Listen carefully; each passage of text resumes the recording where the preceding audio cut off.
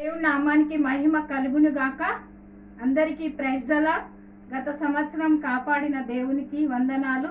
ఈ సంవత్సరం మనకిచ్చినందుకు దేవుని నామానికే కృతజ్ఞతలు చెల్లిస్తూ, దేవుని కృప మీపై, మీ కుటుంబాలపై, పరిచర్యలపై, పిల్లలపై ఆర్థికంగా ఉండి ఈ యొక్క సంవత్సరం మంచి ఆరోగ్యాలు ఇచ్చి గొప్ప మేలు చేసి మిమ్మలను దీవించి దేవుడు నడిపించును గాక.